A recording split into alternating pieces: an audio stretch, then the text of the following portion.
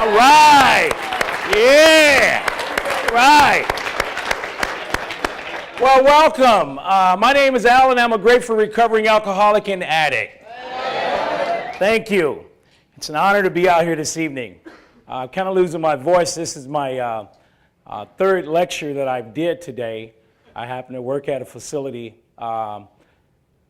someplace from here about, 45 minutes. It's called River Place Counseling Center. Anybody heard of it before? Yeah. But, when it comes to carrying the message, this is one of my favorite pieces because being in treatment some time ago, I had a chance to listen to a lot of speakers. And one of the speakers that stands out in my mind, and every time I come out to carry the message, I can't help but hear this guy. And he talked about, I was one of those guys when I sat in those seats there, I was I was like a why guy. And I'm like, man, what does this guy here got to say? Well, the guy talked about landing in the hospital with a blood and alcohol at a 0.40. And he talked about being in a coma for 20 days. And the doctor had came to his bedside and was looking at his chart and was going through his wallet, was looking for his next of kin. And he happened to wake up. And he scared the doctor, obviously, because he had been in a coma for all these days. Now, when he awakened from the coma, he was like about 68 pounds. This guy today is about 190 pounds. Now, when he was speaking, I was saying to myself, I'm like, well, I hadn't experienced any of that, and the key word is yet. Now, he was on Coon Rapids Boulevard, and he was laid out in the middle of the road, and traffic was passing him. And a lady stopped and dialed 911 and got him to the hospital. I think it was either Unity or... Well, he goes on to talk about being in 135 detox centers. He goes on to talk about being in 18 different treatment centers. He goes on to talk about being arrested in 10 different states. And I sat there and I say, I haven't experienced this yet. And that was the key word for me. And as I say, I was a why guy, and I was kind of sleeping that day. And I woke up and I say, wow. And this guy said this. He said, I'm currently celebrating a year's sobriety. And I say to myself, that's when the light went off for me. I say, now, if he can make a difference in his life, I know I can make a difference, because what makes him any different than me? Nothing. And that was the key. And from that moment on, when I would go to group, I would make sure that I was one of those guys who used to sit in the back. I wanted to sit up front. I wanted to watch the people. I wanted to hear them very closely. Well, I'm a guy that came into this program at the age of 38. I'm 46 years old. And I had never been to treatment before, and I wasn't trying to find a treatment. If I went around this room right now and asked you, each and every one of you, how did you get here? Not saying it has no importance. Most of us will say, hey, I brought myself here. It sounds very good. See, I was a guy, when things were going very good in my life, I always raised my hands too. But when things was going bad, it was always somebody else's fault. Treatment taught me, recovery had taught me, hey, Al, stop pointing fingers and start looking at yourself. Well, after completing treatment, one of the things that I learned was that I needed more support. I left the facility that I was at for 28 days, and I know a lot of us, we have a lot of different places that we can go after here. Well, fortunate enough, I was the guy that didn't have a place to go. And I came in the program homeless. And that was one of the other things, too, that I pointed fingers to say, I come from a family, both parents are alcoholics. We came up a certain way and this and that. Well, Al, you know what? Drugs and alcohol ain't your problem, man. It's you. Because, first of all, you've been very hard-headed. You don't like to follow instructions. You don't like anybody telling you what to do. You like to do it your way. Well, I'm here tonight to share with each and every one of you, our ways are not working. Because, see, our A plan got us here. Your B plan didn't work. Your C plan didn't work. And you can go all the way through the alphabets. And none of your plans is going to work. I'm serious. How many of us done tried it over and over and over again, and we keep on trying it and still getting the same results? That's right, because, see, we're more smarter than ourselves because we thinking that, hey, I can do this. My willpower. I'm Big Al. I don't need no help. Well, that was my thinking for 26 years. I used for 26 years, and when I went and took that assessment, the lady asked me something. She said, Let me ask you something. I'm looking at your paper here, and you say you've been using for 26 years. Now, what's the longest you've went within those 26 years of not using drugs and alcohol? I tried to be a real cool and cool guy. I say, well, maybe a week or two. She say, first of all, I didn't ask you that. How long have you went without using drugs and alcohol? It dawned on me because within those 26 years, I don't think I've had very many clean days. And I thought of just a number. I say, maybe a week or two. She say, really? She say, yeah, you qualify. Let's hurry up and get you into treatment. Well, when I got there, you know, I was the guy that was setting in groups, as I was saying before, the why guy. And I was listening to people share about their stories. And I sat back and I say, you know, I'm not going to get that. I'm not going to get that intimate with myself. I'm going to just sit back and just walk through this program and just go on about my life. Well, my first day there, I was thinking, well, maybe crack was my problem. And I say, well, when I get out, I'll just smoke weed. Well, we know where that's going to take you, you know, because studies show, or we know, you're going to go back to whatever your drug of choice may be. So here I was playing games with myself, and people, this is not a very good place for old Al. See, the mail don't ever get delivered up here. It always get delivered when it's here. I'm serious, it does, because up here is not a good place for me. Well, the third day came, and then I just started to open up. And I started to say, you know, God, you know, I remember saying some prayers to you back in July 13th, 1998, when I was going through a lot of things in my life. And I remember the last prayer that I made out to you was, see, prior to that, it was one of those prayers, God, get me out of this, and I swear I won't do it again. Does that sound familiar? You know, that there to me was just a broken record, because it was like, you know, when I was getting out of jail, when I was getting out of situation, I was saying, God, I don't need you now, man. I'm okay. I got everything under control again. Here I go again. But there was a prayer that I'll never forget, because I was homeless at the time, laying on a friend's couch, and I was sick and tired of being sick and tired. And sometimes that's what we come to. And I hear some of us talk about our bottoms. You know, I hit my bottom, so I got to go and get some help. Well, I'm here to tell you that, you know, being homeless was not my bottoms. Let me share something with you. Try dying and coming back and telling me about your bottoms. See, I don't know of anybody that has ever died and has come back and told me about the materialistic things that they've lost. Because, see, life is very priceless. And I realized that today, that wasn't my bottoms. Fortunate enough today, God has blessed me to live in a house, you know, drive a vehicle, some of those things that we get so caught up into, which has no value today, because, you know, this sobriety thing is the most important thing in having a relationship with a higher power. I'm here to share with you tonight where the priorities has changed. But that prayer went like this right here. I say, God, if you can help me out of this one right here, I'm willing to do whatever it takes from this moment on. Now, I had never used that one there before.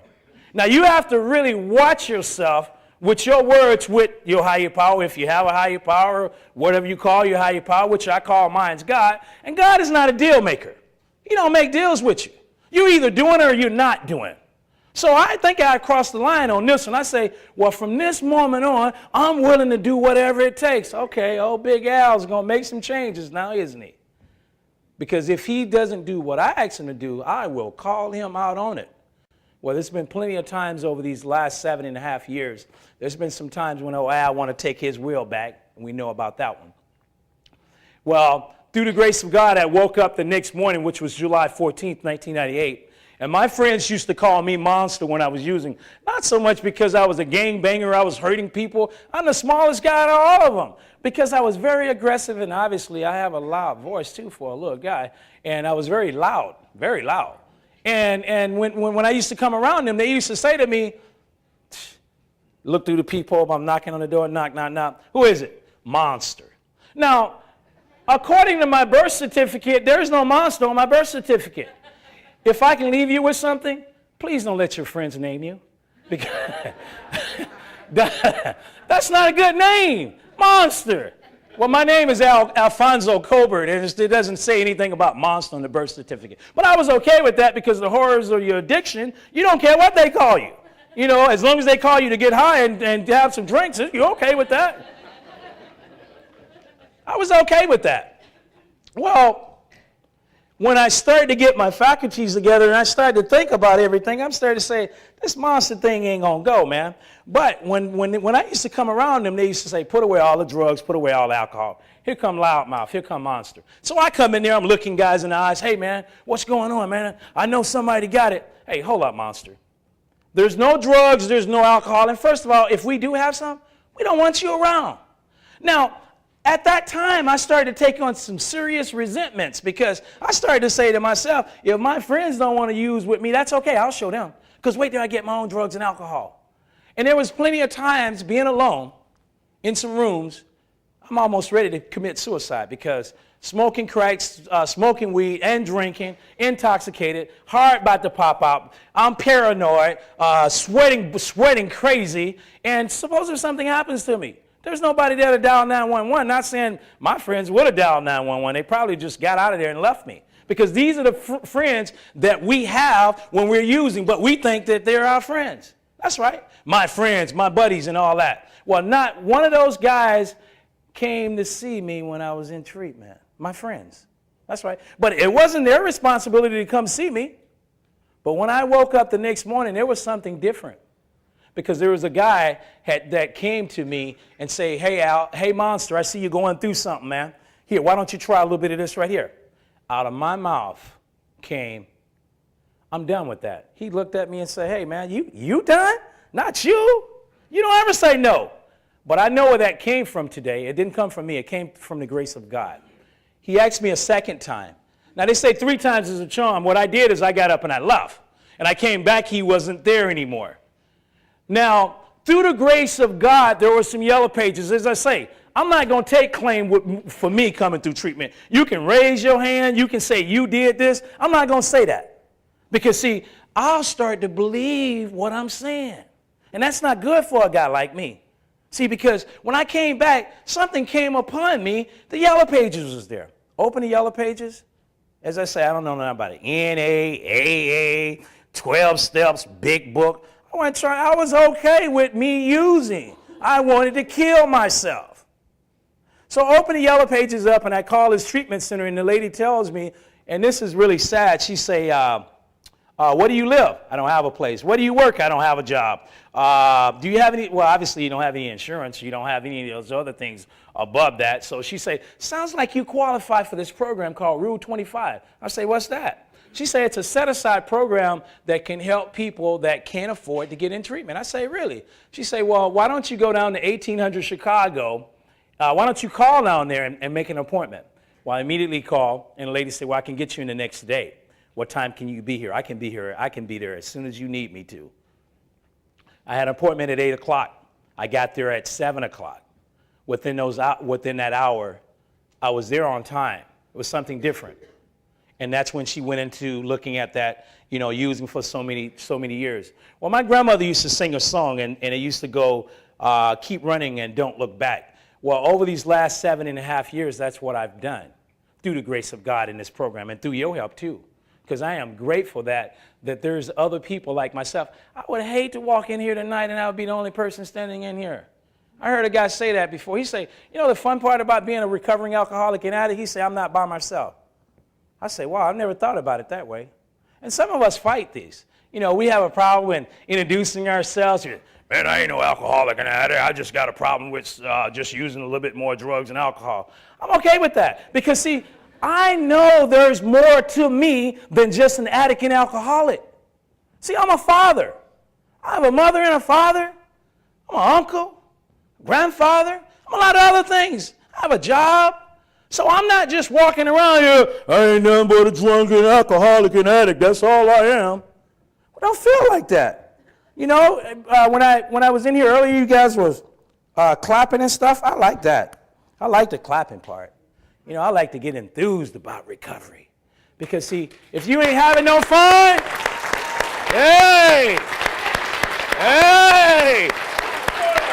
if you ain't having no fun in this program, I feel sorry for you. May God have mercy on you, because if you walking around with attitude, man, I probably would be better if I was using. Please get away from me. Get away from me. I'm serious. Because I'm just saying, we do go through stages. Everybody got problems. Don't matter whether you got a problem with drugs and alcohol. We got problems. Believe me, I still got problems. I find out I'm more sick now than I was when I was using. Because you know what? Everything is real now. Whereas before I was living in a delusion. I was like, hey, man, they say, hey, Al, there's a car going to hit you. Oh, really? Where is it? You know, I drive home some nights. And the sad part about this right here is I never got a DWI, and I'm not saying that I preyed upon one, but I could have killed somebody. I could have killed myself. And I'm looking at the news just this gentleman the other day, a morning lady in Prior Lake, I think, was walking to work, and a gentleman ran over her, and his blood and alcohol was at 0.20 at 7 o'clock in the morning. What's wrong with this? That could have been me. That could have been you. So when you down and out, just think. Say, I'm blessed today. I'm blessed because I'm still alive. God has blessed my wife and I. And no, I'm not promoting it or whatever, but I'm going to just share it with you. There's a sober house that I found a guy dead in a couple of weeks ago. And I had just seen this gentleman a couple of days before he passed, and he didn't look so well. He had attempted suicide a couple of times before. And I looked at him and I said, hey, you need to ride to the hospital, man. You don't look good. Now, we know as addicts and alcoholics, we are so hard-headed, we're so stubborn. We don't want no help. I got this. This is what he told me. I'm okay, Al. I say, no, you're not, man. You don't look good. Let me take you to the hospital. No, I'm fine. I'll just go and lay down. Well, he laid down. He never got back up. I say that to say this right here. If you've been playing games with yourself, if you're still thinking that this is a revolving door, that it ain't going to get you, it's going to kill you. It's going to kill you. One thing we all in this room tonight got in common. You know what that is? Death. And we don't like talking about it because you know why? Because we don't believe that we know we're going to die, we just don't know when.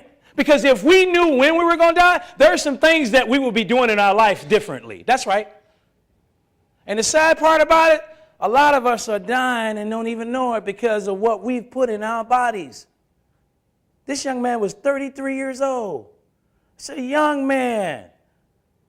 I've seen death around me so much lately from people that's in this program. I seen a guy graduate about a couple of years ago, 2 weeks out of the program, blows his brains out. I got a close friend that was 32 years old, has two twin boys, 19 years old, a 16-year-old daughter, and a 3-year-old daughter, goes in the garage, leaves a note, turns the car on, and say goodnight. You know the sad part about all these stories? I didn't get a chance to say goodbye. See, we've been taking life for granted. And watch what I say. I say we because it includes myself. We do. We don't love each other enough. We don't use the word love, and we walk around and say, I got a drug and an alcohol problem. No, we don't. We got a compassion problem. Because why are we using drugs and alcohol? Because we don't like ourselves. We don't like ourselves. So if I don't like myself, I don't like you. But once I learn how to love myself, drugs, are you crazy? You crazy? Because we don't want to deal with anything. So we figure, I'll go and get high. I'll show you. You ain't showing me nothing. You're just showing me how crazy as hell you are. That's all you doing. I'm serious. Because that was me. Every time I had problems, I'm out of here. The door became my best friend. Anybody anybody else in here ever had the door as their best friend? I know I have. You know the sad part about having the door as a friend? You only do two things for you, open and close. And the sad part about it, when I come back, the problems are still there. And actually, the problems are worse. So today, old Al is learning slowly not to keep running in and out of that door. Because one day I may run out the door and the door may not open on me. May not be able to get back in. This program has been very good, not only to me, looking at each and every one of you. This is not a bad place to be. This is just the beginning for change. and you got to want to change. I don't believe in having, you get speakers that come in here with 1,000 years of sobriety, then they can tell you everything. Well, y'all, have they forgot? They only one drink away, or one hit away too. That's right, the disease don't care. The disease waits you out. I've been in these rooms where people done had 20, 30 years of sobriety and back. I've heard stories where there's a gentleman that had 30 years of sobriety and his neighbor came over and said, hey man, you've been sober for 30 years. You see your daughter's getting married. Why don't you have one beer? Well, 6 months later, the gentleman was dead. That's off of one beer. One beer. He didn't die off of one beer, but one beer adds up to be, what, one beer a day, 6-pack tomorrow, case the next day, 3 cases, bottle of vodka, something else, something else. That's right. This disease is cutting, baffling, and powerful. And the lady today told me, she said, don't forget this word here, Al, and patience. It's a very important word. Very important word. So I don't know whatever it's going to take for you to make a change. All it took for me to just drive out here, an hour to get out here, to just give the glory to God and say, God, thank you very much for giving me an opportunity. An opportunity. Because, yeah, I've taken a lot of things for granted. I've been a liar. I've been a cheater. I've been a thief. I've been a conniving. And people are tired of hearing or saying, I'm sorry. That's the worst one for me. I'm sorry I hurt you. I'm sorry I took all the money. I'm sorry that I'm in and out of jail. I'm sorry that I cheated on you. I'm sorry that I beat you up. People are tired of hearing that we're sorry. Because that's all we bring into the table is we're sorry. When we start to take care of ourselves, we don't have to say we're sorry no more. Our kids are dependent upon us because our kids didn't actually come in this world. How many of us got kids? Hey, people say, man, see, we alcoholics and addicts, we selfish, very selfish. We don't care about, we talking about, yeah, my kids, my family, my wife, this right here. But once you get under influence, it's just you. Me, me, me, me, me, me, me, me, me, me, me, me, me, me. I don't like that word today. Me, I don't like that. I like the word we.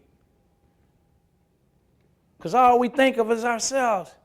Once we get outside of ourselves, we learn to help other people. I'm just a messenger. I'm just a messenger today. My message today is, if Al, not Al making a change, but through the grace of God, is slowly making a change with me, kind of reminds me of that old nursery rhyme, and I always get it wrong. It's a real simple one. Humpty Dumpty. Help me out with this one right here. Humpty Dumpty sit on the wall. Humpty Dumpty had a great fall. All the king's horses and all the king's men couldn't put Humpty together again. Now, some of us laugh at this, say, is this guy still smoking crack or what? Now, where is he going at with an old nursery rhyme like that one there? Well, you know what? Those old sayings has a real important message, and I never understood them. We all, sometime in our lives, have sat on that wall. That's right. And we all done had that fall. But through the grace of God, slowly, piece by piece, is putting each and every one of us back together again. But it's not enough for some of us, because we want to be put back together right now, and it don't work like that. Putting our lives back together is an ongoing thing. As this program has taught us, they say 1 day at a time. I break it down closer than that. Let's try 1 second at a time. Let's try 1 minute at a time. Let's try 1 hour at a time. And then when the day is all done, God, thank you very much for giving me this day. And then we try the same process the next day. Well, for myself, what I've learned to do through the grace of God in this program of recovery has taught me how to meditate, how to have some peace. So in the place of waking up in the morning, just jumping out of bed, having that breakfast and putting my clothes on, I try something a little different now. Before, when I open my eyes up, I say, God, thank you very much for waking me up. Wow. Let it be your will today and not my will, because, see, all I am is a crash dummy. You give me the will, I'm just going to tear it up. Please control my life for me, because it's very unmanageable. So in the place of even washing my face, brushing my teeth, even having breakfast. There's a room. We have a bathroom in our bedroom there. I go in there and I get my little meditation books. I close the door. And I give grace to all the people that are in recovery. I'm praying for you because I want you to pray for me too. And I'm asking God to give us strength. Keep putting us back together again. See, because when you're doing good, I'm doing good. When you're doing bad, I'm doing bad too. Because it's not just about me anymore. Because see, that selfish attitude didn't get me nowhere. Got me all on the streets of Minneapolis, standing in that long line when old Al used to pass by that homeless shelter in his new car, in his suit and tie, driving. And then I used to use these words, look at those people. Wow, there's a problem with that. You got to watch what you say, Al, because you will eat what you say. Now, not very long after that, old Al had his little bag standing in that same line with those people. I wonder, how did he get there? That's right. I'll tell you how I got there. People talk about, yeah, I got a drug and alcohol. I've been lazy. I've been lazy. And laziness will get you at places. Laziness will kill you faster than you ever want to live. That's right. We got to get active. Somebody, work. This is not work. This is my life. I ask myself today, Al, do you want to live today or do you want to die? We make a choice every day. The choice is on you. Do I want to go to meetings? Somebody, get a sponsor, get a big book, go to meetings. I've seen people do all of those things and still go out and use. I have never seen anybody that has given their lives to God and has went back. I've never seen it. See, I know me.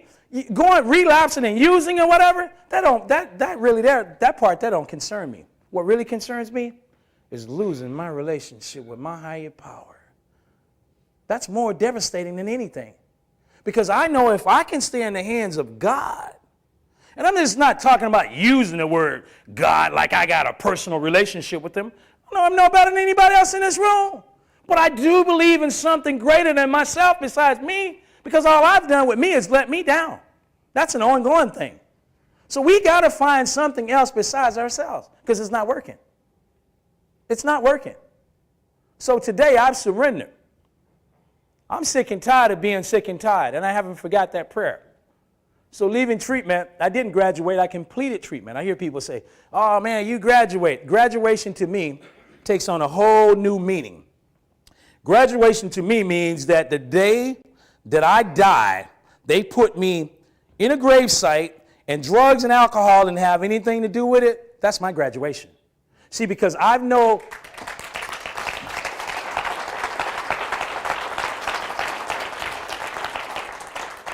Now, I gave you a side of stories where people has taken their own lives and things that has happened. There's a flip side to it, too. I've had some other close friends that has died of some other things, but they were sober. So it's always two sides to the story.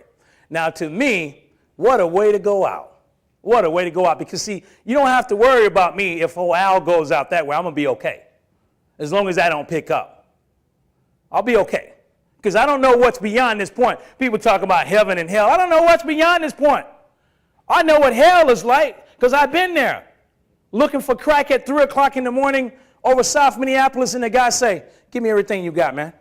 I don't like guns. I don't hang out with no guns. I don't like guns. I got a gun at my head. This is how hard-headed old Al is. I got $25 in my pocket. And his boy say if he moves, a woman driving a car. I'll never forget the picture. That's why I keep coming back. Because I need to be reminded. So this is how sick I am. I got more money at home. Guess what I do?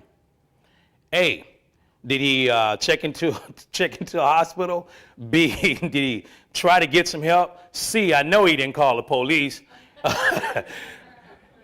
D, did he go and get more money and go back out looking for more drugs? I think the answer is D. Al, what part of this you don't understand? You just been at gunpoint, man. You almost got your brains blew out. You mean to tell me you're going to go back and get more money and go back out looking for more drugs? That's what I did. And you know, that night there, I didn't find anything. Did he check into a treatment center the next day or the next year? No, he didn't. Maybe 2.5 years later. I've been my worst enemy. I've been very hard-headed. I've been stubborn. But today, I don't want to be that hard. I ask God to forgive me. Please make my heart softer. Please put me in a position where I can continue to help people. Because it's not about me, as I say again. It's about us. Tonight, you don't have to worry about old Al. I'm in a good place today. Today I am. And I have to be reminded of that tomorrow. What I come out here tonight to ask each and every one of you to do for me, please pray for me. Because as I said earlier, I realize I'm more sicker now than I was before. And through prayer, I can get through this, and I don't have to